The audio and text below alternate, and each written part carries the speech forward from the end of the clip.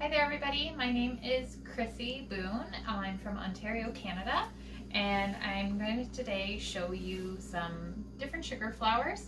I'll give it a couple seconds, have a few people join. I will let you know that I am not live right now. We had the opportunity to go away for the weekend after I had already committed to this, and we get very few weekends away with our kiddos, so we decided to take the chance to go. So I have pre-recorded this, but I will be trying to watch for the whole time that I'm on. If you pop on and ask questions in the comments, I am going to try and be live at answering the questions when this is aired. Okay, so I thought I would start out at the end, and by that I mean I thought I'd show you our final arrangement, because I just spent the past couple hours making this arrangement and filming it, showing you how I would put it onto a cake. And I know it's a very simple start off, but I thought I'd also just go through how I cover a cake in fondant, just to get some nice smooth edges and sharp corners and stuff like that. So this is a 6-inch round cake dummy. I'm going to coat it in shortening. Okay. Top and sides, a nice thin coat. I prefer this over piping gel. Piping gel, I find, it's kind of one of those things that when you go and put your fondant on, where it sticks is where it stays, and you don't get a do-over. So shortening, if it doesn't work out, you can always pull it off and redo, knead the shortening into your fondant and keep going. This is a 6-inch round, like I said. I am somebody who just eyeballs what I need, knowing that that fits the top of my 6-inch round. I know I'm going to cover the sides, but a good rule of thumb is that if you have a 6-inch round to cover, you're going to need 600 grams of fondant. If you have an 8-inch round to cover, you're going to need 800 grams of fondant. If you have a 10-inch round to cover, you're going to need 1,000 grams of fondant. If it's square, you're going to up that by 200 grams. So a 6-inch square, you're going to use 800 grams. An 8-inch square, you're going to use 1,000 grams. A 10-inch square, you're going to use 1,200 grams. And I don't know the conversions for those measurements into every other measurement out there, but if you go into Google and put in it into wherever you are in the world, pounds or whatever you use, you can pop in what is 800 grams in pounds, and it will give you an answer. So this is cornstarch, a little bit on your table, and we're gonna roll it out. I know for many people this is back to basics, but it's always good to watch. Even if you are a seasoned cake decorator, sometimes seeing how somebody else does something, I always pick up little tips and tricks watching somebody. Even after having done this for 15 years, there's always something you can learn. So when I'm rolling out, I'm rolling a couple times, giving it a quarter turn. Rolling a couple times, giving a quarter turn. I'm not going all over the place. I am up and down, and that's it. My goal is not to have something that looks like the map of the world, but something that looks like a circle, because I'm covering a circle. Give it a turn. Okay. And whenever I am picking up my fondant, I always like to keep my fingertips turned back. And I'll show you what I mean. I pick up and I turn my fingertips back. I don't dig in this way, because otherwise you're going to put finger marks right into your fondant. Then pick it up, drop it over, smooth down the top first, and then my first go-to is to smooth the top edges, make sure they've touched and adhered. And now I work on the opposite side away from me. My fingers go back and are together, and I am right-handed. So my right hand guides my fondant out, and it guides it straight out. If you start guiding your fondant off to the side, that's when all of a sudden you're going to have a bunch up of fondant on one side. My right hand guides the fondant straight out. My left hand, I am always just working in a gentle circle to smooth the fondant down to the cake.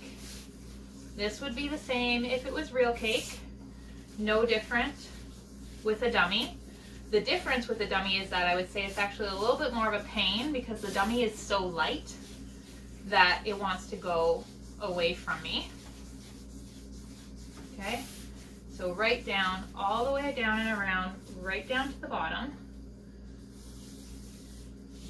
And you'll notice I'm never touching it with my fingertips. My fingertips are always away from the cake. I'm going to take an angled spatula, give it a quick trim to take off some of the excess, and that is away from the cake.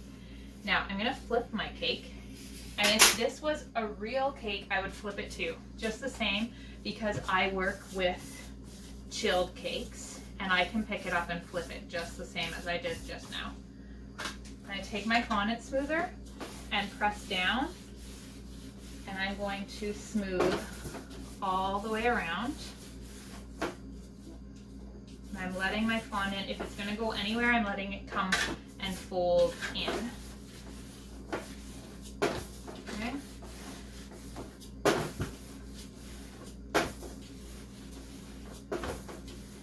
And now I'm going to take my angled spatula and I'm going to guide it along the bottom of the cake, which is, again, if this was a real cake, this would be your cake board on the bottom.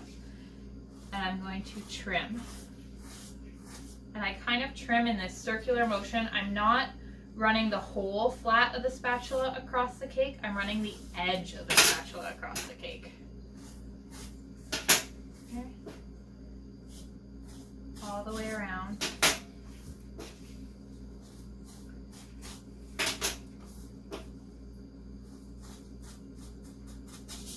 Okie dokie.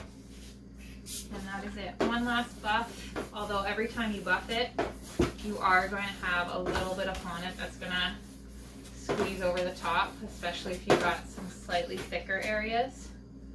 So you're going to have to come back and trim the last of it. But this is going to give you a fondant border, fondant that's gone right down to the bottom of your cake.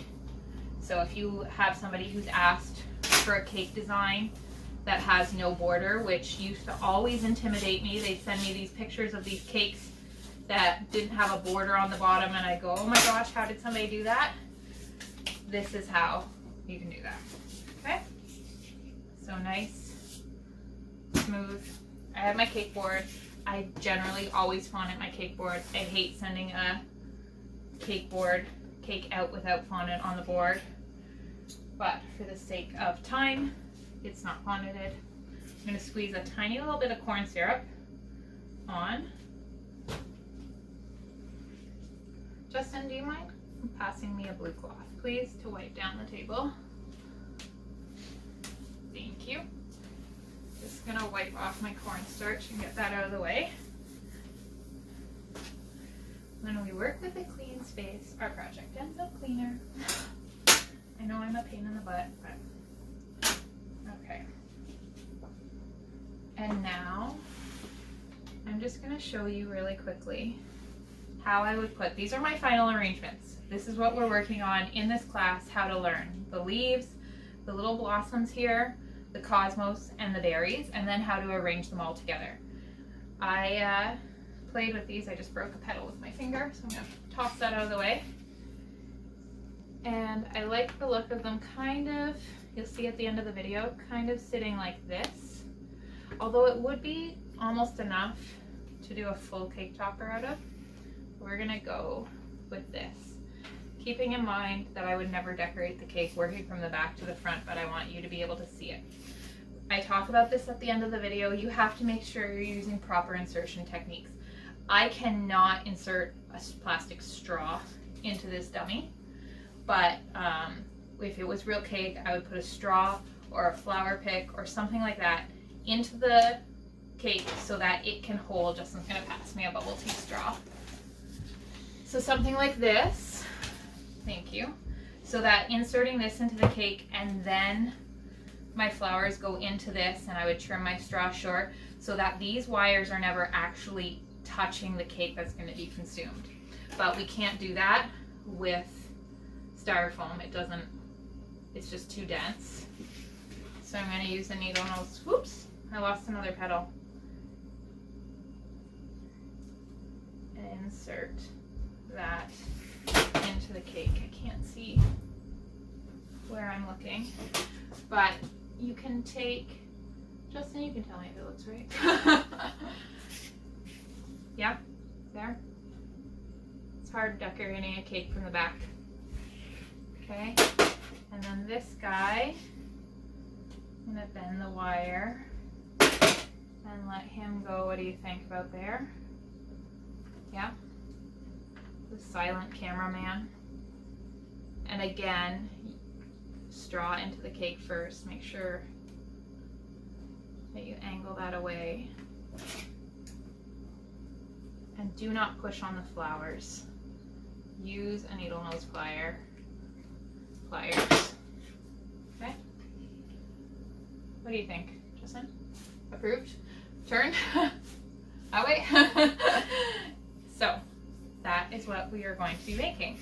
We're going to start off making, what did I start with? I started with the little blossoms, moved on to the petals and the leaves and the berries. You're going to see how to dust them. You're going to see how to assemble them. And that's it. So I just want to say a quick thank you to Cake Expo for having me. I know this is a lot of work to put on, going for, I think it's 48 hours straight. There's a lot of amazing demos. So thank you to everybody behind the scenes. There's an amazing admin team putting this together. I know it's been a lot of work. I hope everybody is keeping safe and that you're enjoying kind of this cake entertainment that's bringing the cake community together right now while we are still going through a very different time. And I look forward to seeing everybody when we can return in real life to things like Cake Expo and other cake events and shows around the world. Thanks so much. Enjoy. Okay, so the first thing we're gonna do is some little blossoms for our arrangement. I'm gonna be using some edible glue, cutting wheel. This is called a gem tool number 12, also known as a silk veining tool. There's a porcelain version that I always wanted when I first started, and then I saw it dropped on the floor many times and it shattered. But I still wanted one. The little star tool, kind of common in a lot of sets. A little tiny scissors, a wire cutter, a needle nose plier, and I have 28 gauge wire. To keep this simple for the entire thing, I'm using 28 gauge wire. Every single leaf, every single berry, every single petal, I'm using 28 gauge wire. It's a fairly fine gauge, and I thought, you know what, everything's going to be very light and have some movement, so I want it to be nice and fine. So first thing I'm gonna do is cut my wires in quarters. You'll notice I'm cutting on an angle. Gives me a sharper point, even though I don't need it for what I'm doing right now. When I do make my petals, I'll want it then. Okay? You don't need your non-stick board or your foam pad for these particular flowers. You are gonna wanna have a little bit of shortening nearby. I have decided to do these in a deep blue, and I'm using the Sweet Art Master Gum Paste by Julia. It is a really, really, really dark royal blue, and I'm going to make my blossoms out of that. Okay, so for this one we don't need our non-stick board. I just always work on it. So just going to give it a little bit of a knead. If you find anything is sticky, I will just put either a little bit of shortening on my fingers or a little bit of shortening on the paste. Okay.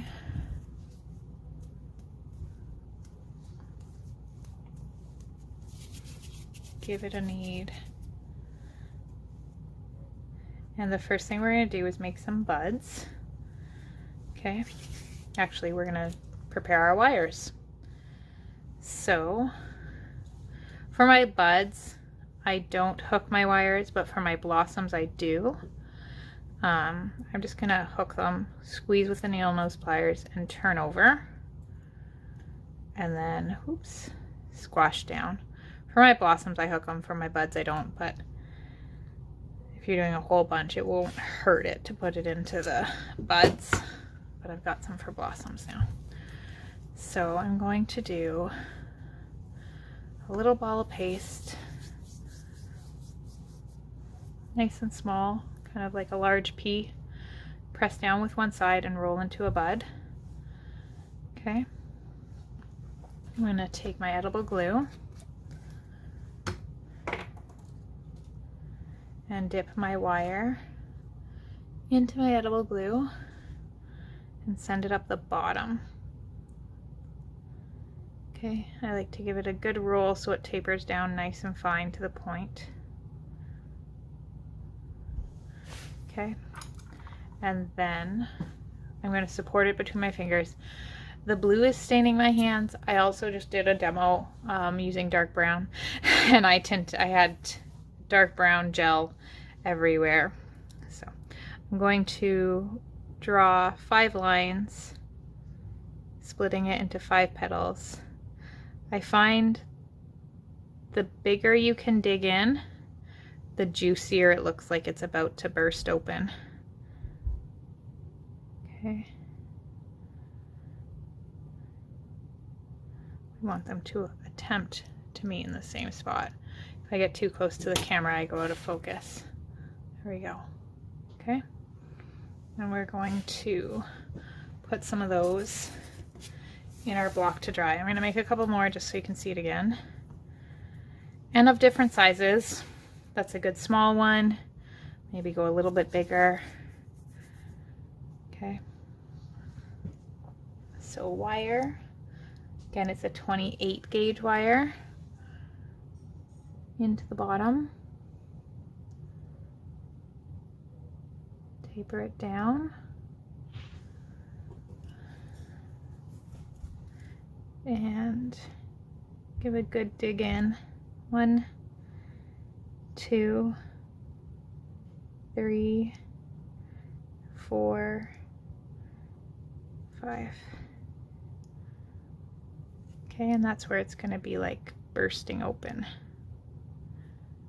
Ooh.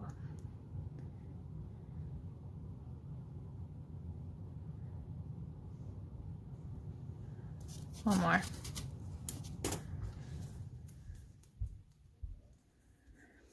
And I would probably make 2 or 3 of these for every blossom that I plan to make on my arrangement. The buds are quicker, so you can sit there, watch a show on the TV, get your buds made.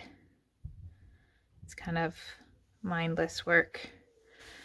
So these go faster, fill up more space. 1, 2, 3, 4, 5. Okay, so those are going to be your buds. And the more you can make of them, the better. I have this drawer here where I just keep, I'll show you, bags full of all different little buds that I have made that I can use for other projects.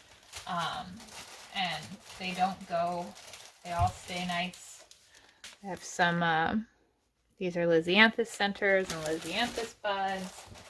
And I even have in my drawer a whole bunch of sunflower centers and stuff. So I just keep that kind of drawer of all kind of ready to made parts of flowers, and buds are the quickest filler for space if you don't have enough leaves or stuff like that. So now we're going to make some blossoms. So a couple ways you can make them. I'm going to show you 3 different ways. We're going to roll a ball, go to press down to go to a teardrop. Okay, my biggest thing is I don't want any seams in the ball. Okay, if I have seams, I re-roll it. And when I roll it, using the pressure and the heat of your hand is what will get rid of those seams. Okay, so give it a press down on one side. I'm going to hold it and support it between my 3 fingers.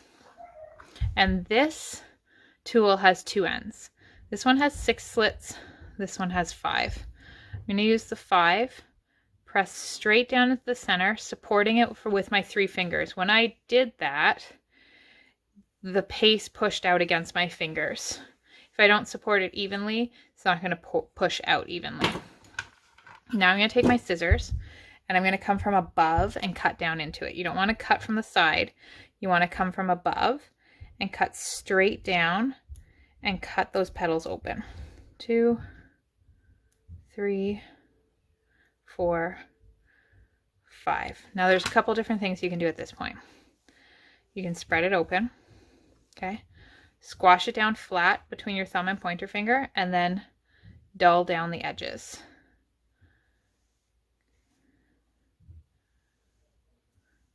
Okay, and that can be the end of your blossom. We're going to take our hooked wire, okay, dip it in a little bit of edible glue, and send it down the center. That can be it. That can be where you stop, minus the fact that you might want to put a center in it, and that center can be, once this is all dry, a dot of royal icing, or it can be taking a stamen right now and cutting it off and putting it in with a little bit of edible glue. I think that's what I will do right now. So it can be pearl centers, it can be, here's some, it can be just tiny little centers. You could tape a bundle of stamens together, really fine ones, and cut one off. And then these, I don't add more glue because you've already got more glue in there from the gluing it onto the wire. So you just get a little stamen in the center. Okay, so that's one way you can make your pulled blossoms. Pull these in a little bit closer so you can see your options. Okay, way 2 is going to be to give it a little bit of a stephanotis look, even though we're not working with white. So I'm going to start with the same situation, teardrop, same pressure, evenly. Okay, we're going to cut down with the scissors again, the same way. 1, 2, 3, 4, 5. I'm going to gently spread it open. And then I'm going to squash, pinch, pull. Okay, my hands are getting a little sticky. So I'm going to squash it flat between my thumb and pointer finger, pinch it together between my thumb and pointer finger, and pull it back on a curve. So I get more of a pointed petal that curves back. Squash, pinch, pull. Squash, pinch, pull. Squash, pinch, pull. Squash, pinch, pull. Okay, so this is more of like a star shape to the petal. And we're going to put in a hooked wire the same way. Now I would make a slightly different bud shape if I was doing these. And I'll show you those really quick because why not? We have time. So that's going to go in there. Okay. That's one option. If I was making these guys that way, I would make the bud have a point on the tip. Okay, and this isn't the way I would make a stephanotis, and I'm going to grab a stephanotis and show it to you because I do a totally different bud shape for those, right? These have kind of a bulbous kind of peanut bottom, whereas this one's going to a point. And same with my bud. My bud has this kind of peanut bottom and goes to a point at the top for stephanotis. But you can see it's got the little pearl centers. But these are kind of just made up blossoms that using the same technique for the top of the stephanotis, but the basic bottom. So if I was going to do that as a bud to match it, I would do a teardrop bottom and a slightly pointed top, not quite the full teardrop, but something that comes to a point at the top like that. Okay, so and then I'm going to split it in 5 sections as well. 3 focusing on the top bud, not as lighter lines if you end up coming down the sides, but not as much. Okay, so I'm gonna dip in the wire. As a quick reminder, I am not live. I have pre-filmed this because I did plan on being around, but then we ended up without cake orders or anything, so decided to take our kids away for a few days to the cottage. So my option was pre-film it or try and go live from the cottage, which I didn't know how that would go. So, oops. So the next thing I'm going to do is show you the one more option, which gives you a little bit of texture to your bud, to your blossom. I'm going to roll, start with a teardrop again. Okay, my hands are getting sticky. And I'm going to push down in the center again. Snip, snip, snip, snip, snip. Now this time, this one takes a little bit of practice and it is very easy to ruin them. I'm going to put a little bit of shortening on the side of my hand.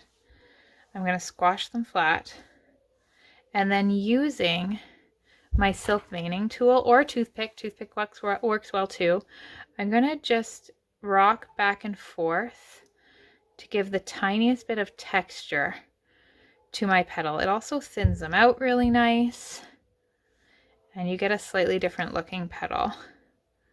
Okay, you're focused on kind of the outside, of the petal, and as you come around the side, it's going to get wider and they're going to want to overlap. So you might have to kind of twist one up and away while you finish the last one. Okay.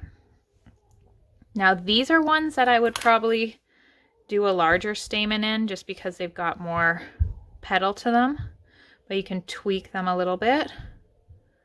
Okay. And I'm going to send a wire down the center. So that's our blossoms that we're going to do this. This one you might even want to dry hanging so that some of these petals close up a little bit.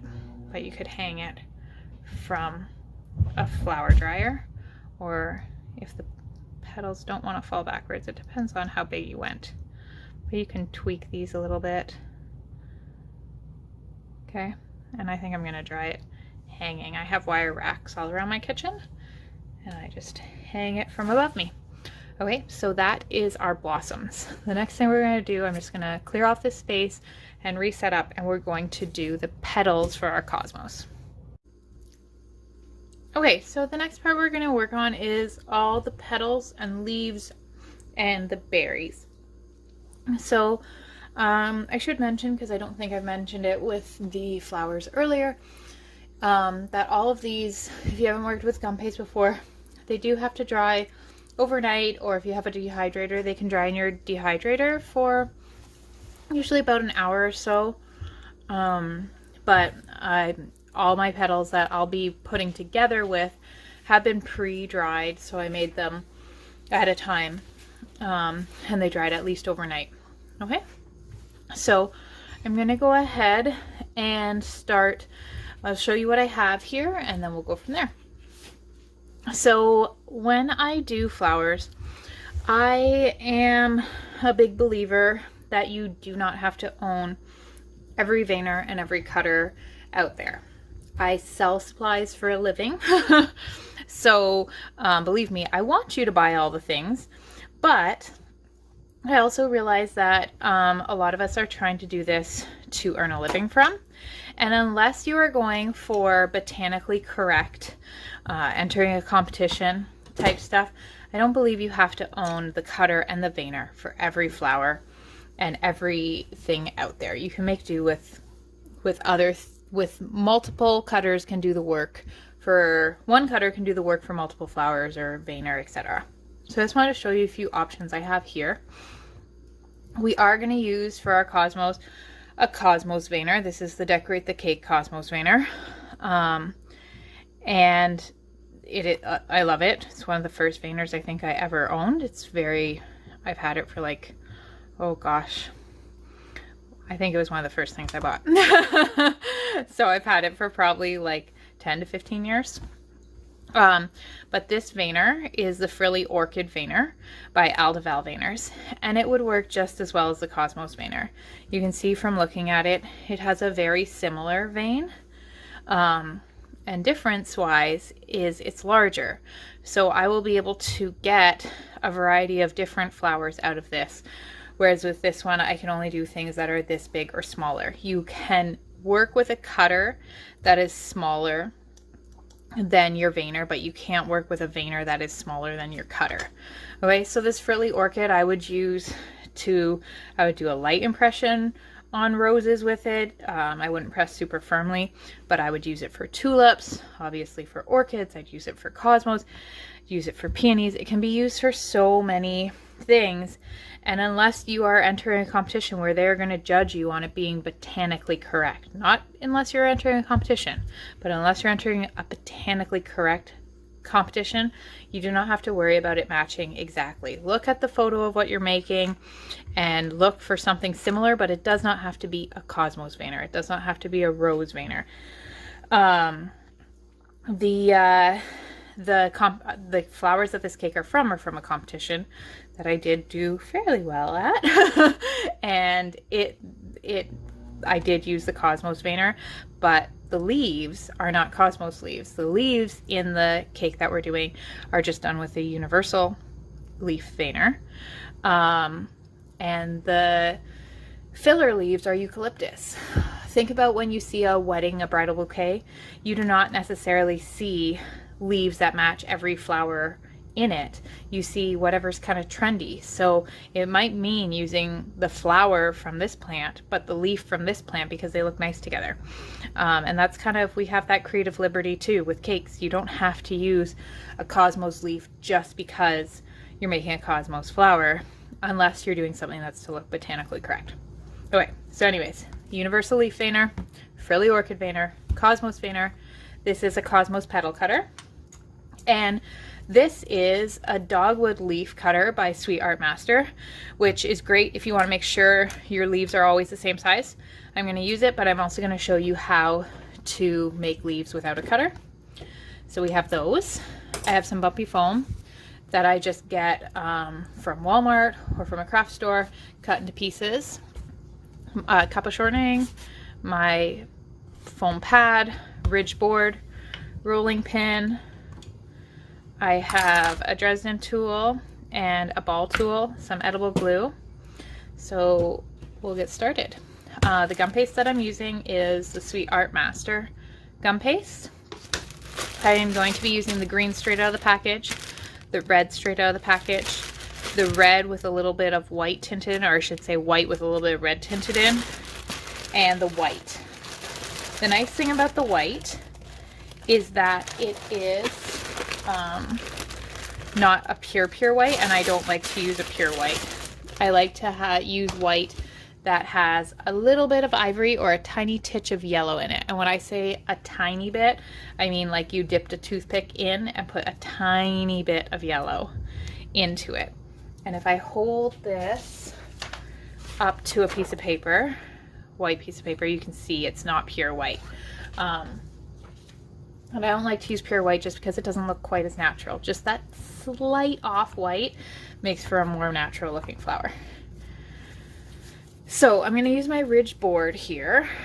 When I'm using this is a ridge board that I designed. I designed it because all the boards that I had available to me where I was, the ridges were too close together, so I could only use every other ridge if I was making larger petals, and most of them had 3 ridges. I, again, do this for a living. I want to be able to pump out as many flowers as I can at once, so I've got 5 ridges on my board. I designed it, my dad made it. The other thing I found is that for myself with teaching classes, sometimes the veins were so small that people who are especially starting off were struggling to keep the wire in the back of the petal. This has been designed so that it's really small up at the top, but it goes to wider at the bottom.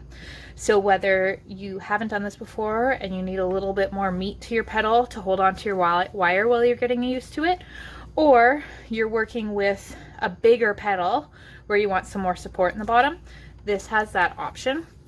And then it also has the thin vein at the top that if you are working with a smaller pedal, you can just use the top portion. So I'm going to roll a sausage. And it is a non-stick board. Normally when I would roll fondant, I would roll out, lift up, roll out, lift up, roll out, lift up, just so I know it's not sticking to the board. When we're rolling for ridges, I'm not going to do that because I don't want to lift it out of the ridges over and over and over again and be repositioning. So I've rolled a sausage and I've pressed it into the ridges. And I'm going to start to roll it nice and thin. You can already start to see the ridges sort of showing through. Okay.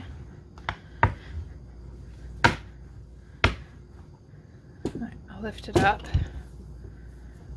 so you can see the ridges showing through. That's how you can tell that your paste is getting nice and thin. So I'm going to pick it up and release it from the board. Okay. And there we have our ridges for our wires to go into. Okay, I'm going to take my cutter. Remember, I'm using 28 gauge wire. Just to keep it simple, I'm using 28 gauge for everything. It'll make everything nice and light and flowy. My cutter, the point is going to go down that ridge and press down. Give it a wiggle so I get a nice clean cut. Okay.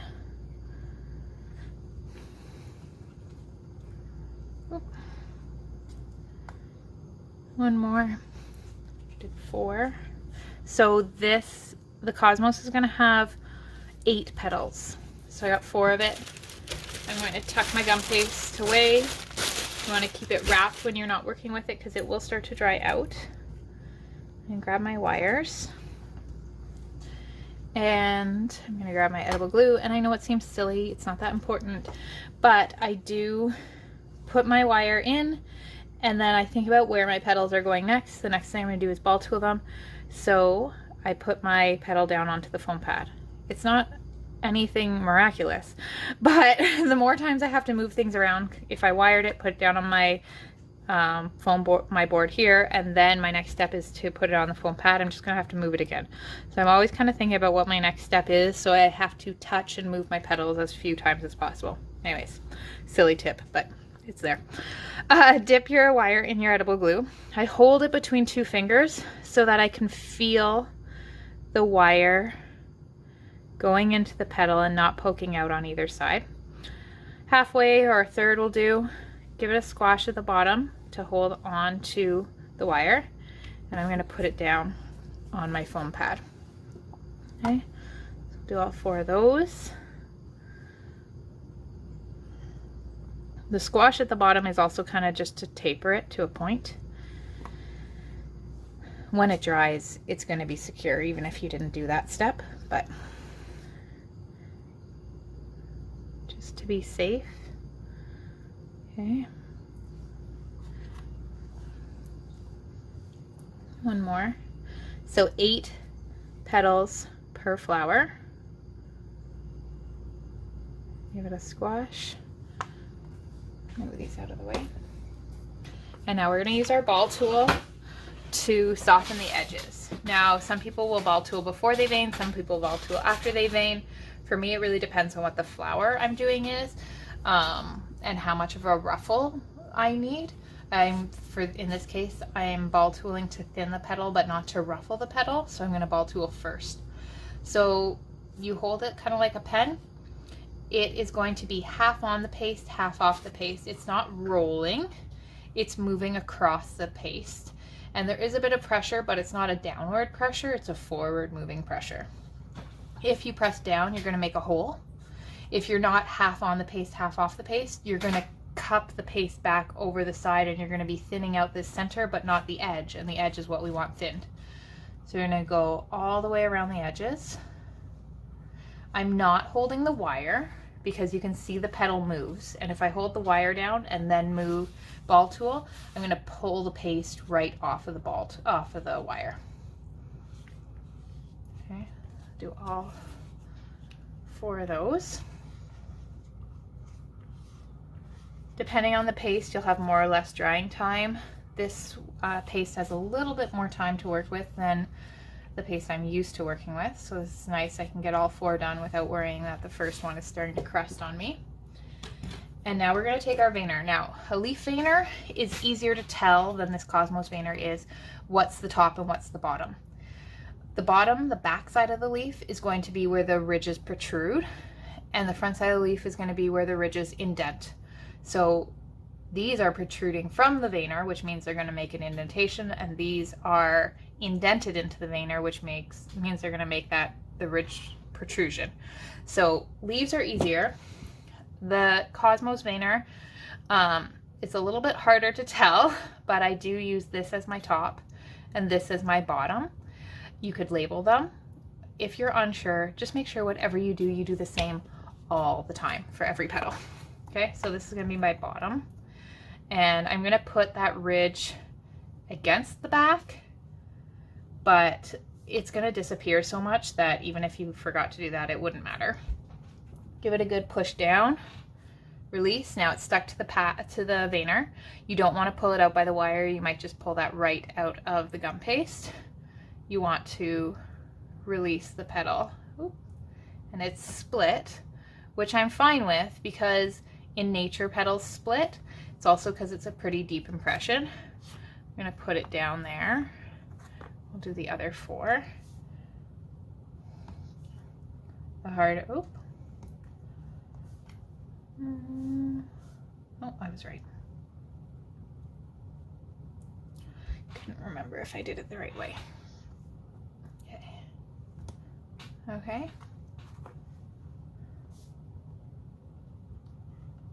And if you find it sticking, a little bit of shortening. I don't use cornstarch or icing sugar because I do find it often dries the paste out. I prefer to use shortening. And now you could be done with them here. Move them to your foam pad and let them dry. I am going to Dresden tool them a little bit to give them a little bit more movement. But you could quit here. And depending on what you charged for your flowers on your cake, you may want to quit here. One more step means more time. So I'm going to take my Dresden tool, and from the wire base out, I'm just going to pull out and press, just thin down a few of the thicker parts. Give it a little bit more movement. So I have pre-made enough for a couple of these in white, a creamy color, and a couple of these in that red, which was a little bit of red mixed in with some of the white paste. They're gonna dry on the bumpy foam. They're not a super cupped petal. Every petal's a little bit different. So kind of however they fall, I'm okay with. Okay. So we're gonna put those aside, let those dry. Now we're gonna take our straight green. Okay. This is a nice, deep, rich green that comes this color, which is awesome because I hate making green gum paste. Okay. And I'm gonna give it a little bit of a knead. And this gum paste smells lovely. I'm not sure what she puts in it, but it is very nice. So, I do have these dogwood leaf cutters. I have my universal leaf veinner. Okay. And I'm going to do the same thing I did before. Now, sometimes I find the leaf veinner has such a nice vein to it, I don't really need to ball tool it because the leaf doesn't get much movement anyways, but I'm going to soften the edges first. Now, the darker the colors get, the harder it is to see the ridge through, so it's just going to become more of a feel. I can start to see a little bit of them.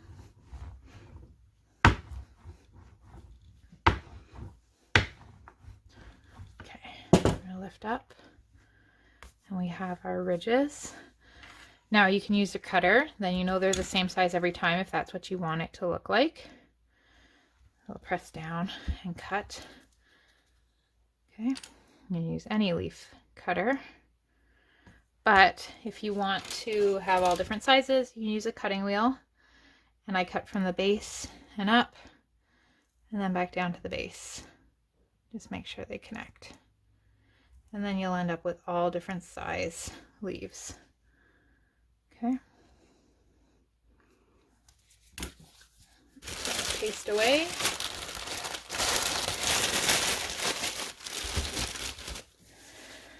So I have my 28 gauge wire again. Insert into the base. And remember, I had cut these wires at a slight angle when I used the wire cutters, just so they have a little bit of a sharp end. The wire is so fine at 28 gauges, it's hard to see. 28 gauge, it's hard to see, but it goes into there. Give it a squeeze at the base.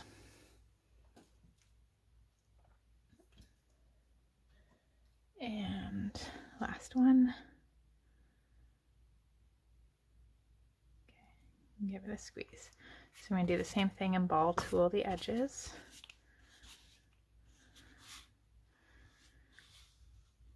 Now the smaller the leaf, the more further up I place it in the veiner. And that's because the vein lines at the top are smaller and finer than the vein lines at the bottom. So the smaller the petal or the leaf that I've made, the higher up to the top of the veiner I want to use. I want this wire to go down the center, and I want as much as possible my point to stay up the center. The better you can do that, the more central this vein will be and the better it looks. Give it a good push down. And now because this veiner has that V shape to it, it's going to just kind of give it that look. I give it a squeeze and it pops out. Okay, and I'm not going to ball tool it or do anything further than that, but you can see it's a really nice strong vein. And let it dry in your flower former. So these do, like I said, they need to dry overnight or in a dehydrator. If you're putting them in the dehydrator, I put this whole foam pad right in the dehydrator. If it's a hanging flower that you need to dry hanging, like I did with the blossoms that are above my head here, you can see they're already pretty firm. Okay, I take a couple racks out of the dehydrator and I hang them from a rack above.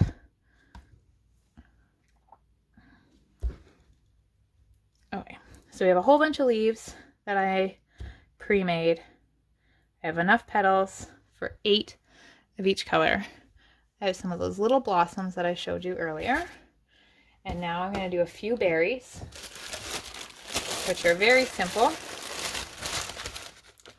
And I'm using the straight red right out of the package. Whenever I'm using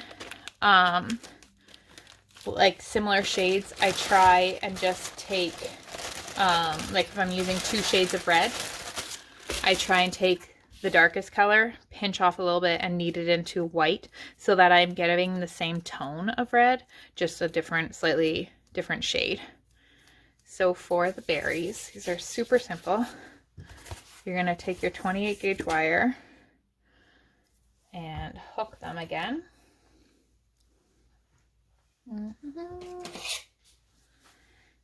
These are another one that is great, that if you're sitting there and watching TV or watching a movie, make a whole bunch of berries. Granted, make sure you're doing it in a setting that is allowed for whatever the food and health laws are for your area. If it's going to be for a customer, if it's going to be for a competition piece, I mean, if it's going to be for a competition piece, by all means, I take it and I sit in front of my coffee table at home watching a movie with the kids. But if it's for a customer, it's got to be in my kitchen. No, wait. So same thing we did earlier, but we're starting with just a ball, kind of a pea-shaped ball, pea-sized ball. all different sizes, and supporting it with all 3 fingers, and I press down. That's it. I take my edible glue, I have my hook on my wires, dip in, and send it straight down the center. I try and line up the hook so that it pulls through one of these lines and doesn't dig into one of the side pieces. You can give it a little pinch down here if you're concerned. And then I just lay them in my bumpy foam to dry. You can also stand them up to dry. They're light enough that they're not going to slide down the wire. I make a couple more. And then at that point, that will give us all the pieces we need dried. Okay.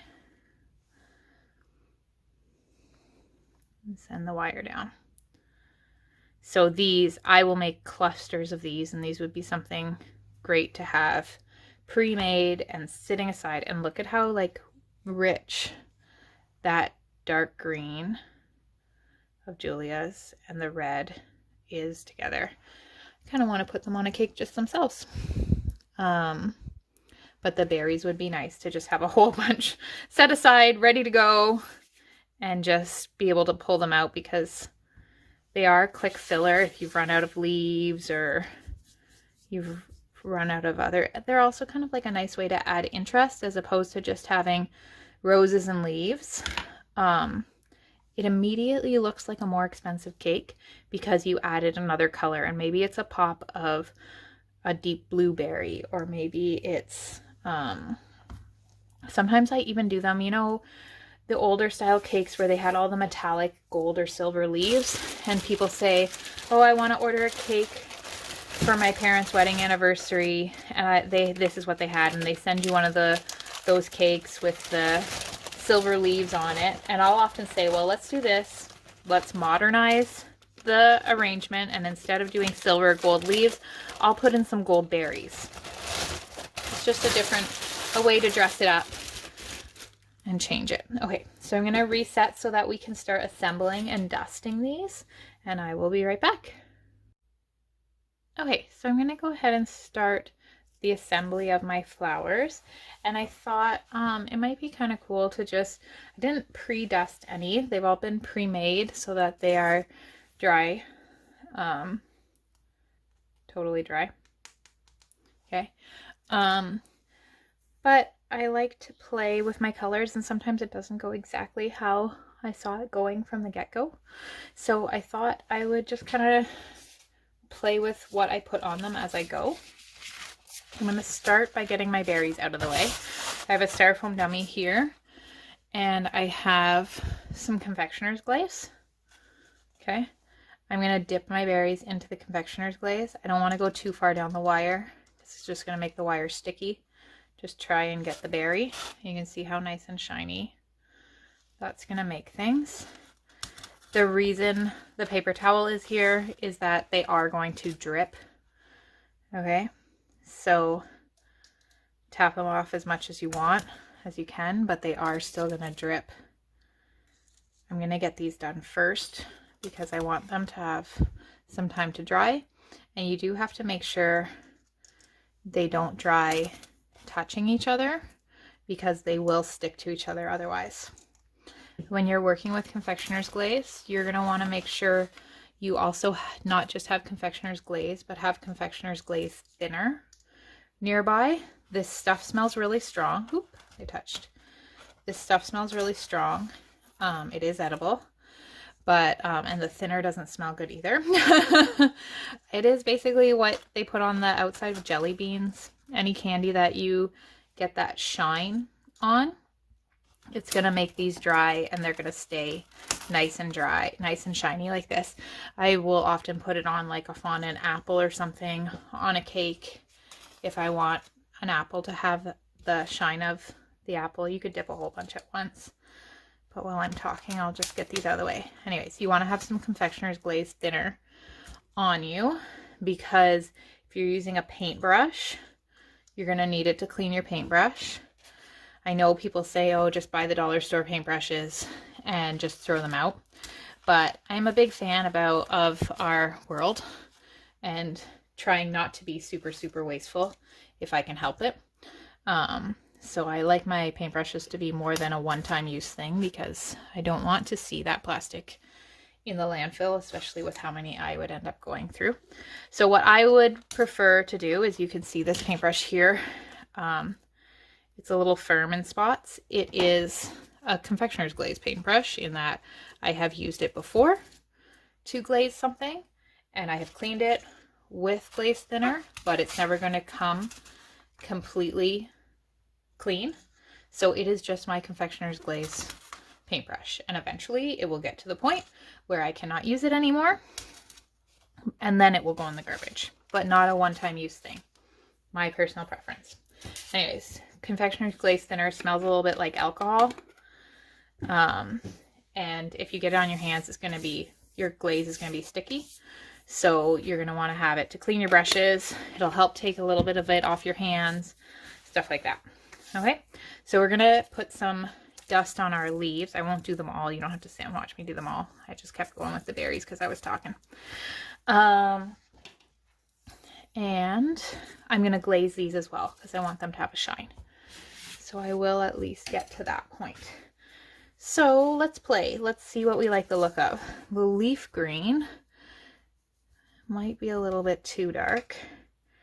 I like to brush with my flat brush in from the outer edges so that the highlight is on the edges of the leaf. And I can see it. It is going to give, I don't mind it, a little bit more of a pop of color once it's glazed. I'm going to do the back as well.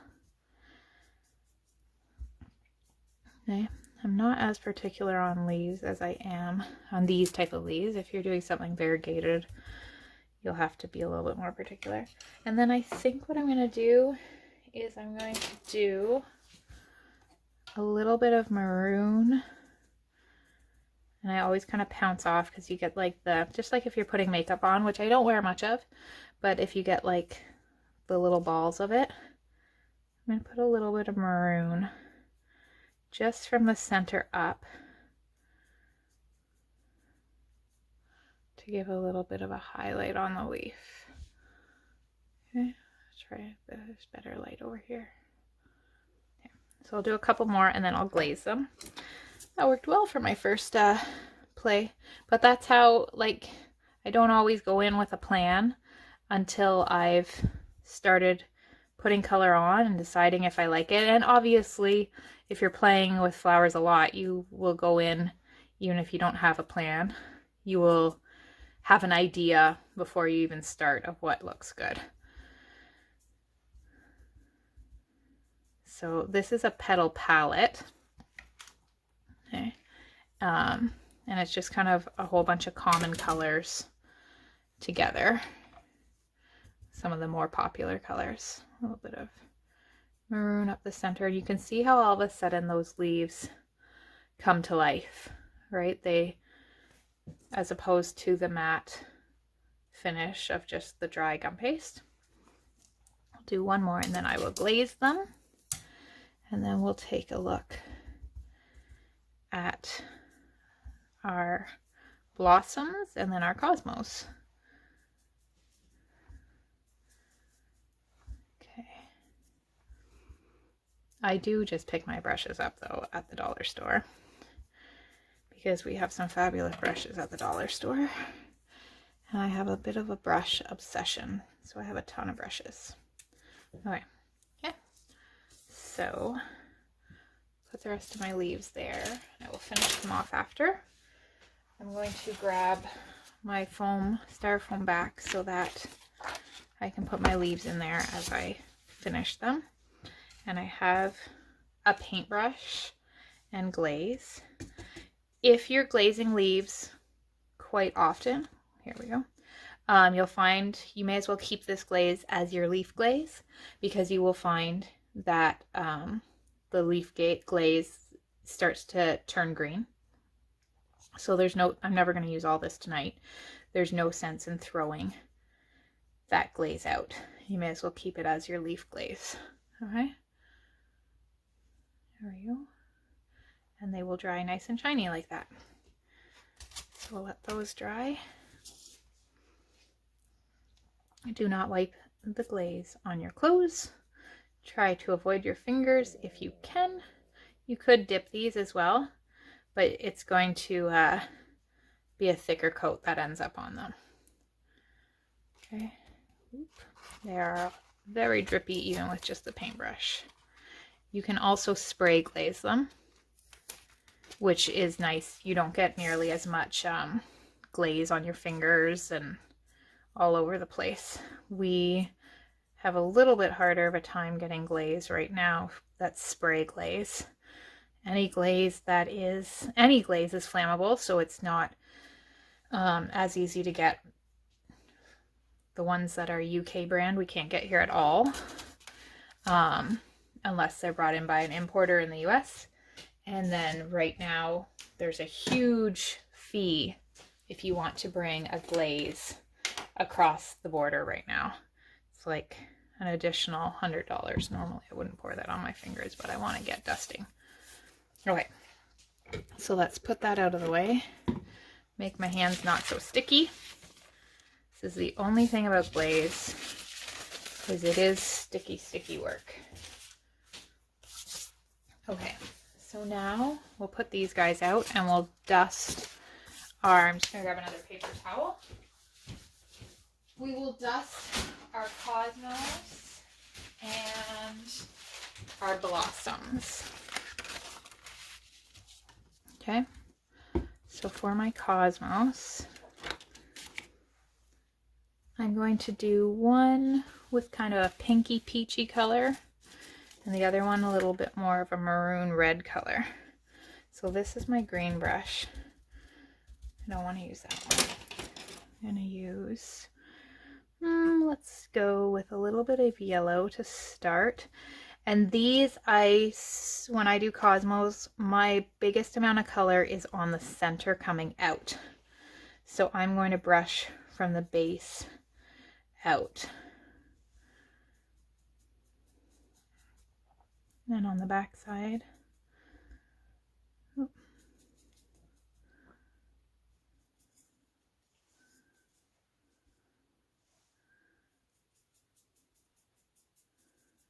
Okay.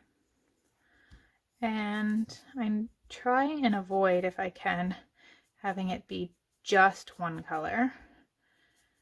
So I think I'm going to bring in a little bit of orange. Now I would go and dust all my yellow first, or I'd switch paintbrushes.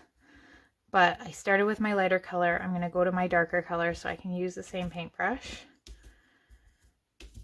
And I'm going to go with a little bit of orange as a highlight coming up from the yellow. So it's not just the straight yellow then. Okay. We could get really crazy and put some pink on the end. What do you think? Think I might. But I'm going to switch paintbrushes then. Let's see if we can get some of the baby pink moving. Baby pink might not be enough. No. I'm going to try the magenta. Okay. It's kind of fun to just play with your colors. Ooh, I like that. There we go. Okay, so a little bit of yellow, a little bit of orange, and a little bit of magenta just on the tips. And when I'm brushing the tips, my brush is coming from the edge and pulling down so that the deepest highlight is on the tip. See how the darkest part is the tip? That's because I'm touching the edge and pulling down. Okay, so that's going to be that Cosmo petal. And then we need something to go with this. So we're going to go, I'm going to play with some maroon up from the center. Yep, I like that.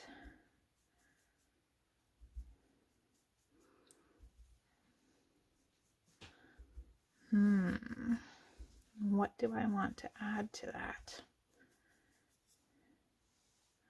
I'm going to try, see if it works. I'm going to see if I like yellow on just the tips, if it does anything for them.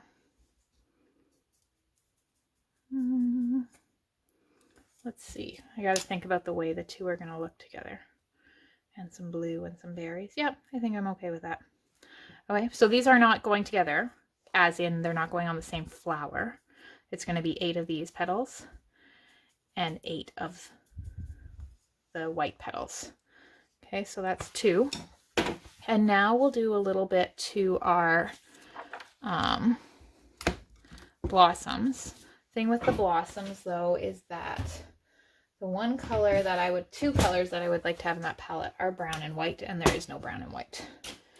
And for our blossoms, I thought the only thing I want to add to these, because it's such a dark blue color, is to make a little highlight of white with a thin flat brush as to where they're going to open.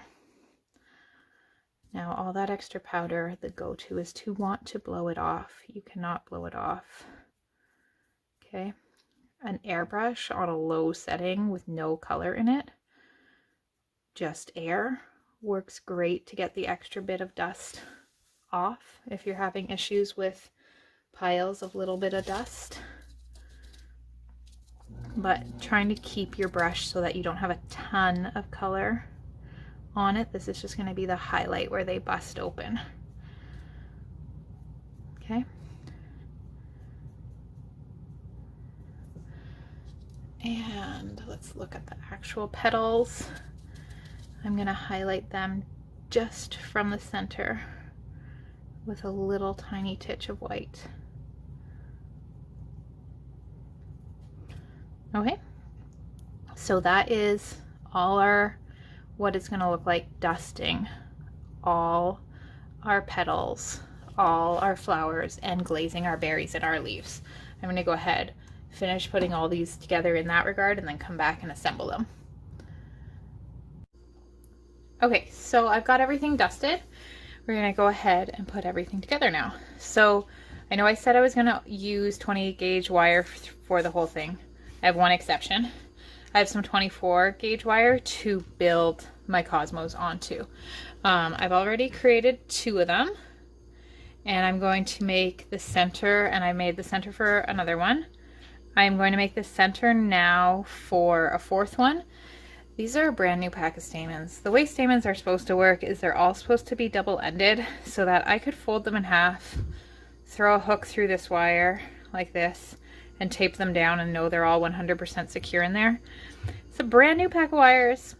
I don't, stamens, I don't know what's going on, but half of them are missing their ends.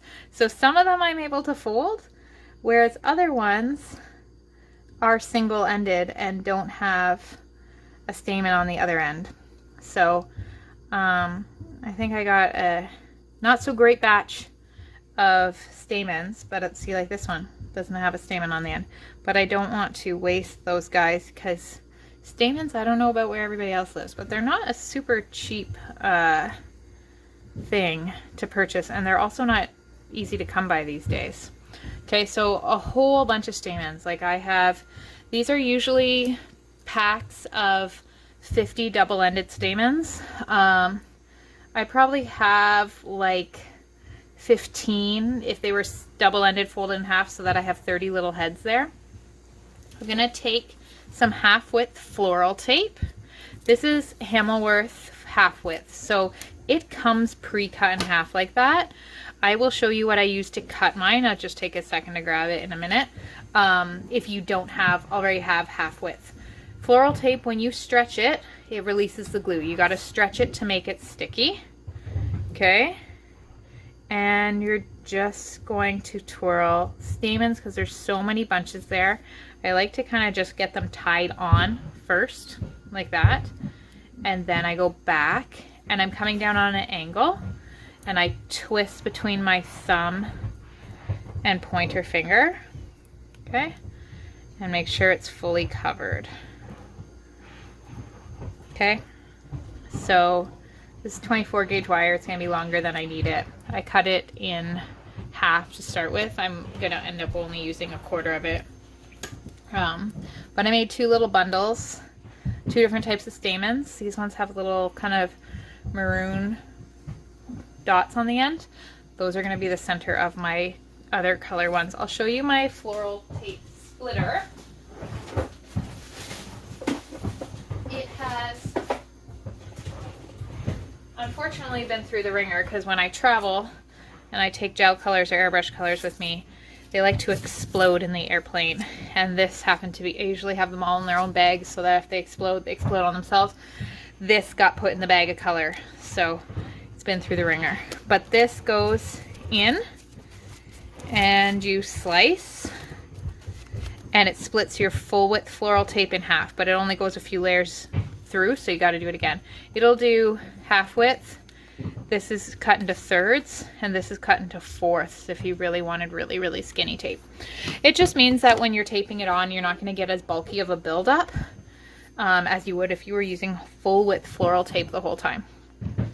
Okay, so we're going to put our lighter color petals on here.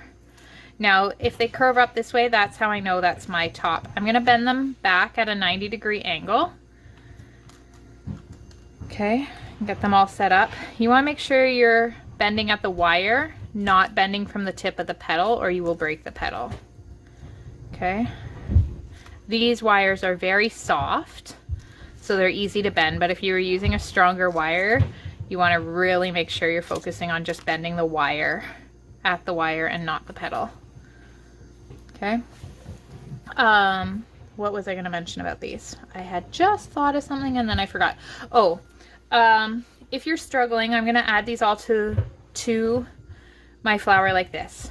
If you're struggling and find that they're really spinning on you, you can individually tape down each of these petals before you bend them. Give it a little twist. You don't need to tape down very far. I give it a twist and I pull it up to the top and then I tape down. What it will help you do is that because tape is sticky, the tape will stick to the side of here. See? So that when you go to tape, you're not chasing it as much.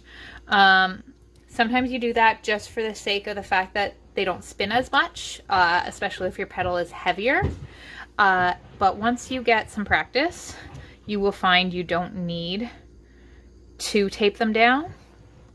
There are still the odd occasion where I do need to tape them down because, like I said, it's a bigger petal. But all that extra, it's extra time, but it's also extra bulk to the stem. So if I don't need to do it, if none of this is going to be seen, I don't do it. Okay, so I'm gonna get 4 on, and they're 4 like evenly divided in quarters. And I'm gonna give one quick wrap. Okay, and see how they spin when I move. That's okay, I can just come back and gently grab the top of each petal and adjust. And then I'm going to tuck in behind. So these ones are gonna go in the gaps. Okay, 1, 2, 3. Gotta find my last gap. There it is, 4. Okay, so you got 8 petals all together. 8 petals all the same size, so you're not having to worry about what's what. We're gonna go all the way down and tape it all in, and then you can come back to the top and adjust. And I'm going to cut the wire short once I know it's cleanly taped. And if you're competing, how clean and how seamlessly you tape, if they can see that, they will judge that. So gotta keep that in mind, okay? And I'm going to adjust these all the way around, okay? So that you can see all 8 petals really nice. And we're gonna put together our other color one here. So again, I'm gonna bend back all my petals. 1, 2, 3, 4, 5, 6, and you can see I've got like the little tear mark in there. There was one here that I noticed while I was taping that I saw, and I was like, oh, I like the way the light Can you see that little line in there? See it? Kind of. I like the way the light, like it's just a little kind of interesting. A real petal would be ripped in places like that, right? They're not perfect. Bugs eat them. Animals are out in the gardens and stuff. So I'm totally fine with the little tear marks. Okay, 1, 2. I want to make sure that my green floral tape is covered though here. I don't want any of that sitting in the center of my flower. And if you can't do 4 at once, do 2 at once, do 1 at once, whatever you need to do to start. But remember that they're going to spin, and that's okay because the wire is flexible. So even when I first get it tacked on there, if they don't end up in exactly the right place, I can adjust them. Oh, I like these colors. See, I did not have a complete plan going in to picking my colors. And it's fun to just get to create for yourself. That's the kind of nice thing about teaching is that I get to pick what I'm doing, and it's not with somebody's wedding color scheme or something. It's what I want to do. So we'll tape these guys down, and I'm not totally happy with the tape job. I can see a few of the wires up there. So I come in one more time. I would prefer to go down once and then come back and do it, as opposed to doubling over my steps and going up and down, because I want a nice smooth tape job all the way down. Okay, I'll cut my wire short. Okay, I don't love that I can see that wire through there. I'm usually a little bit better about picking that as a back pedal, and I didn't. I might still have enough play, let's see, to adjust it in. Yep, see, they're bendable, and you get to learn how forgiving your petals are, whether they're gonna let you, how far they'll go before they'll break, how much pressure you can put on them. You learn fast when you start breaking petals. Okay, so we have these colors. I have 2 of these guys done. 2 of those guys done. I've got all my leaves and berries ready to go. And over here, I have my blossoms. These guys I thought I'd put into 2 arrangements of 5 buds and 3 flowers. Okay, so yep. 1, 2, 3, 4, 5. 1, 2, 3, 4, 5. I usually like to line them up in order of size. Something like that.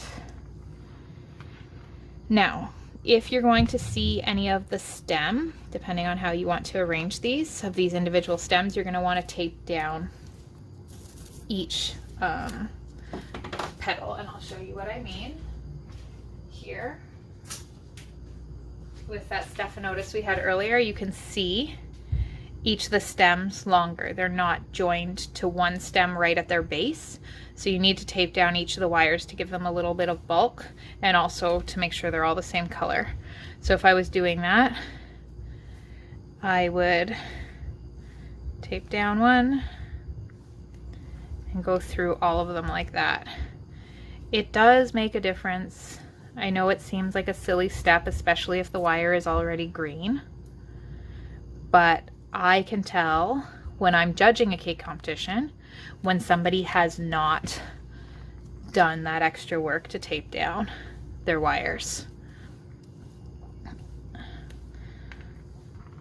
And it doesn't take, it doesn't take long to do 10.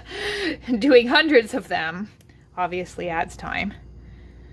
Okay, and now we're gonna put these dies together. So smallest one out at the top. And now because they're taped down, I'm not taping them right at their base to the stem. I'm attaching them one at a time, kind of alternating down the stem. Okay, and filling up to create this group of blossoms. So we have our buds first with all the white. Okay. And then I'm going to do 3 blossoms with them. I'm also going to tape these down. I do find, I mean, I was just glazing, so my hands are sticky a little bit still from the glaze. No matter how much I scrub them, I find it takes a couple days for the glaze stickiness to totally come off. And I also do find I pick up a little bit from how hard I press. I pick up a little bit of the sticky from the tape on my hands. So I have to go wash my hands every once in a while when I'm taping because I find they start to get overly sticky. I'm going to do 3 blossoms in there. I know you don't often see these dark colored blossoms, but I thought it was something a little bit different. Kind of interesting. Okay. And I want them to have a little bit of a movement off the wire. I'm going to bring them down a little bit further actually. Okay, what do we think? Yeah. Oftentimes when I'm arranging, I'm like, I pull it out, I put it back in, I pull it out, I put it back in, because it's not something that there's just a this goes here, this goes here. There's no exact rules. You start filling in spots and deciding what looks good, right?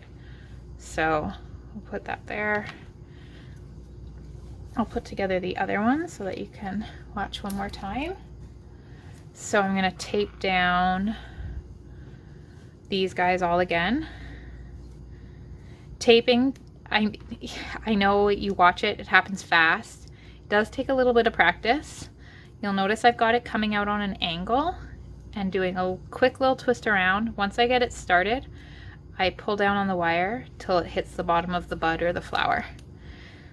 And obviously when you're doing these, this is the same way I'd tape down an individual petal. You only have to do like 1/2 inch down. You don't have to go very far. Well, I guess it depends on how much wire you want exposed, but you don't have to go very far for what we're doing here. Okay.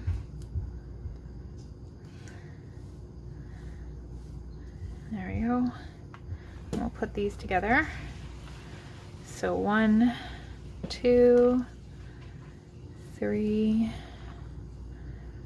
4, 5. That guy's big. Tape them together.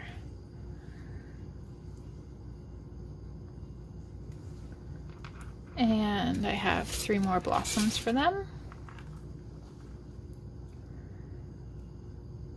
These are kind of just a made-up blossom. There's so many different little blossoms out there. I'm sure something similar to these exists in real life, but this isn't. This is this flower.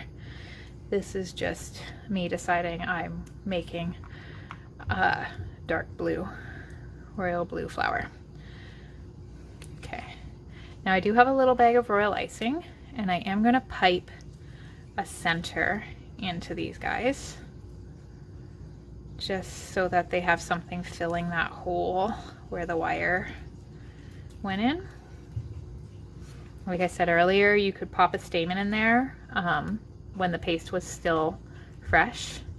I could have popped a stamen in there. Depends on the look you're going for, because the stamen was, the ones I was using were pearl stamens, so obviously that's not super natural. Okay, so I have a small bag of white royal icing, and I'm just gonna pop a white little center into each of the flowers, and that'll take a couple minutes to dry. It's not very much, so it's not gonna take long. And I'll put them out of the way. 1,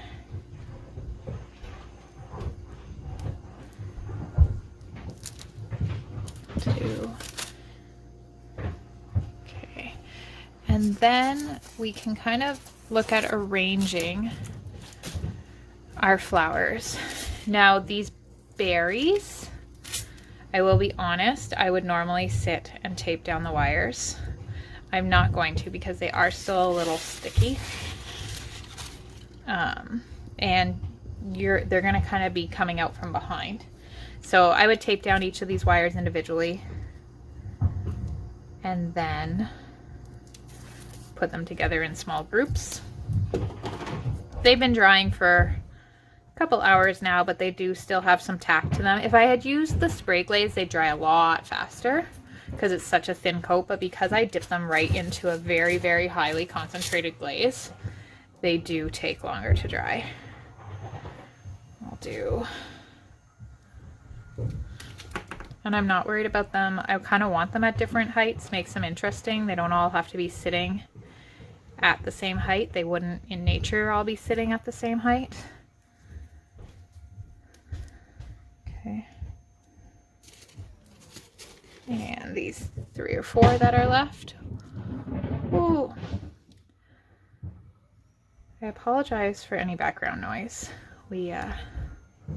Somebody in the next place over is cleaning and I can't avoid it. And it's very loud. Okay. Okie dokie. So let's put this all together. So let's see. Now if I'm going to arrange these, if I'm going to arrange them in a cake, in my Oklahoma cake, they were put into a separator.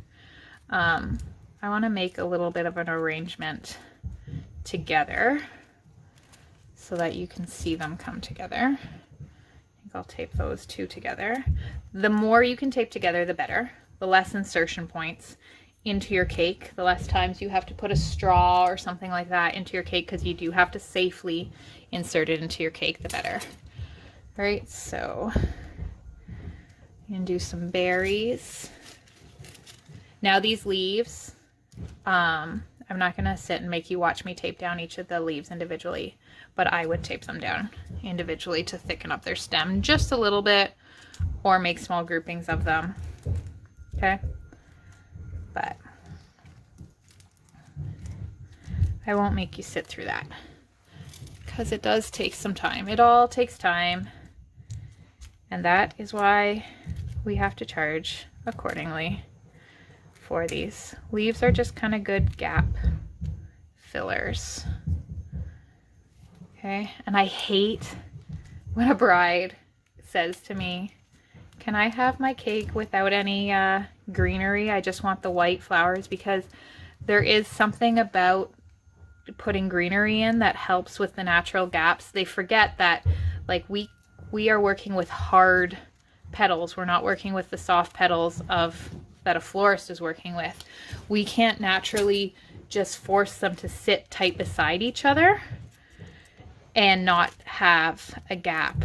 You get better at getting rid of those gaps as you get more practice, but it is not a soft petal, right? They don't just naturally fit into each other. So let's put these guys together here. Spinning away from myself. I'm going to tuck that one up just a little tighter in there.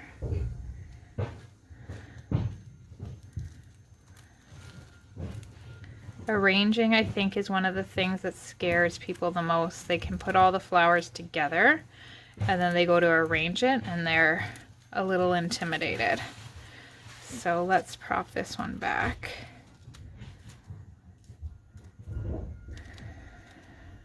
Okay.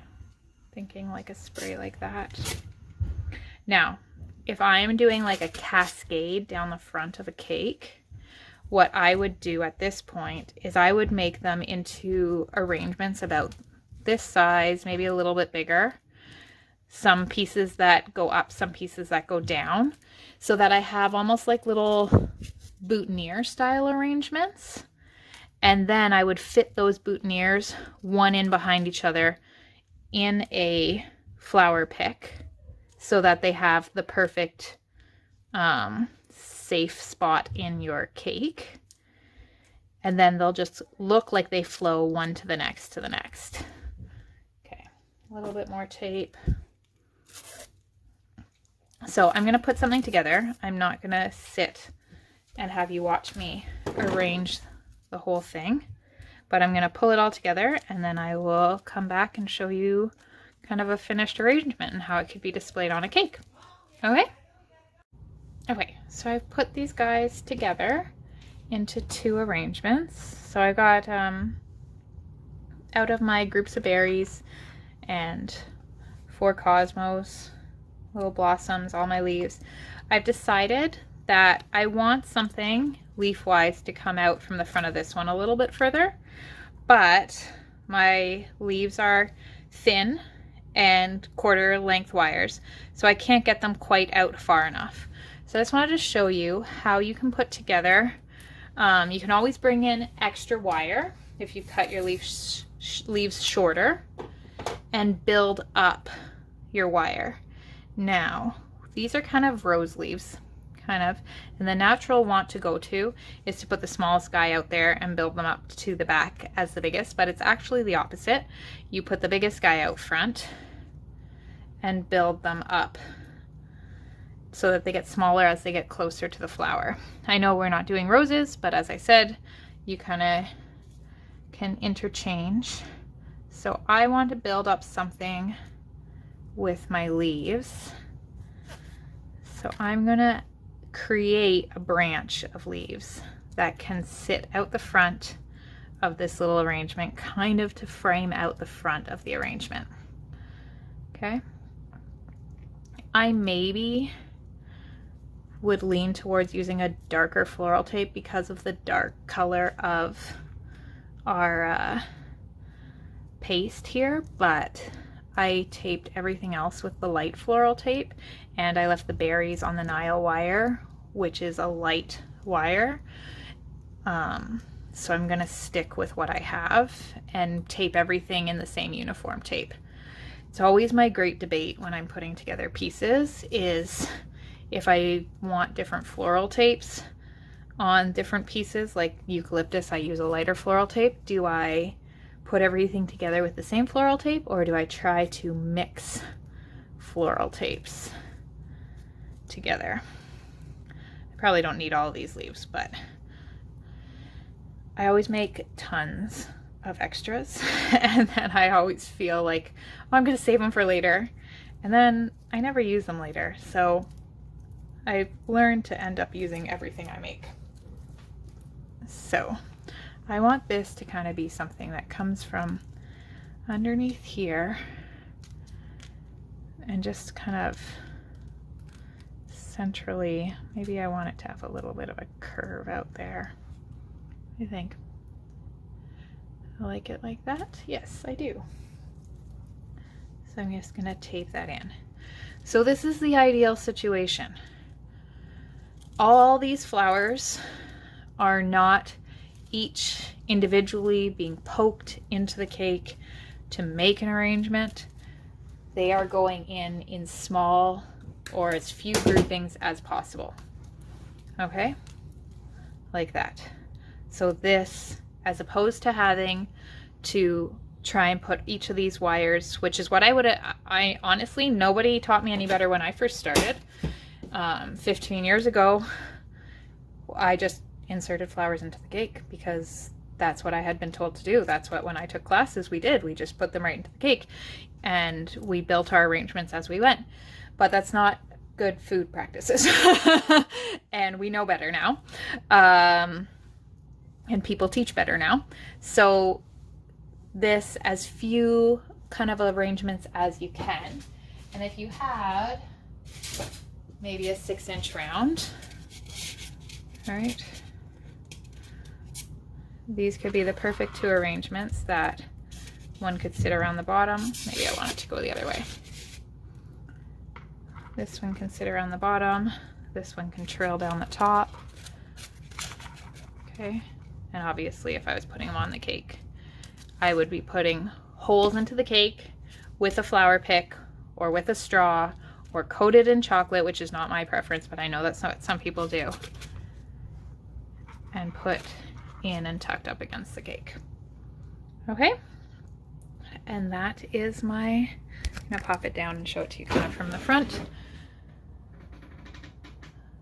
Okay, that is my arrangement. Thank you everybody for hanging out with me. I hope you enjoyed it, and I hope you give it a go, and if you do, tag me, post pictures. There are lots of great demos coming up this afternoon, the rest of the day, the rest of the weekend. This is just the start of them. So tune in, comment, share, tell all the instructors, go visit their pages, find out if they have live classes otherwise. And hopefully soon we'll be seeing everybody in person. Take care. Bye.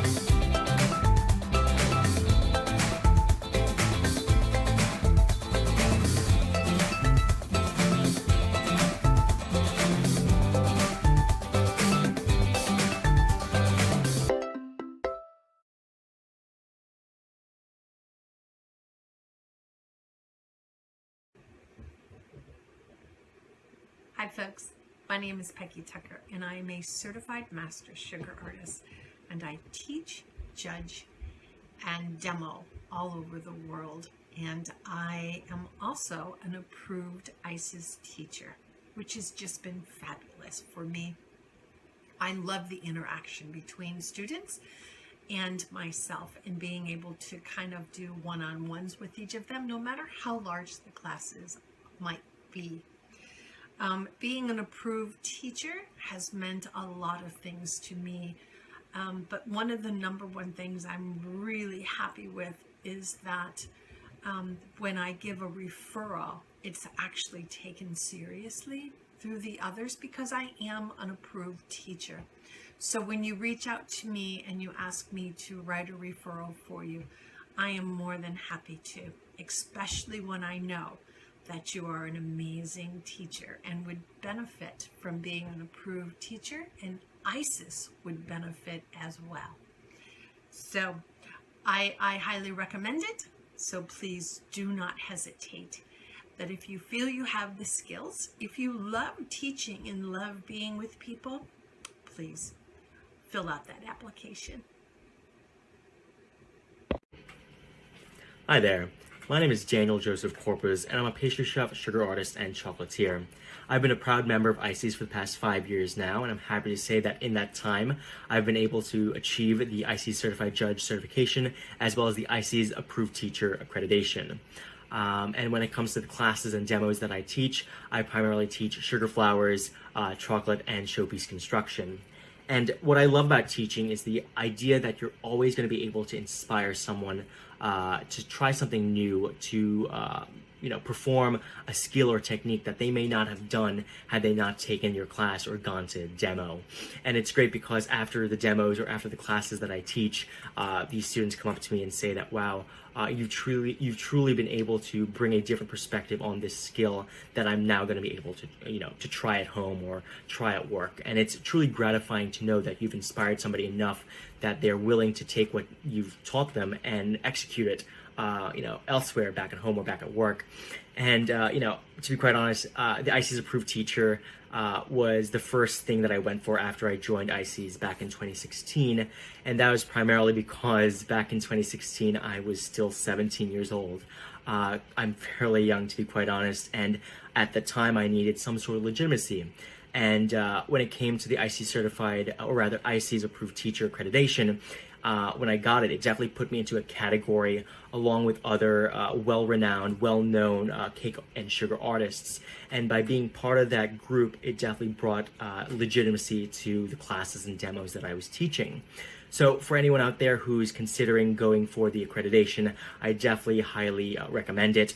It is truly a great first stepping stone for those of you who are new to teaching, but again, for those of you who are established teachers or instructors, this accreditation definitely brings even more legitimacy to the classes and demos that you present, specifically because what ICES is all about is about sharing our knowledge when it comes to sugar artistry and cake artistry, and that ideal truly reigns supreme when it comes to the demos and classes that you see ICES members teach. So that is a little bit about me and a little bit of my story about becoming an ICES Approved Teacher. So I hope you guys join as well.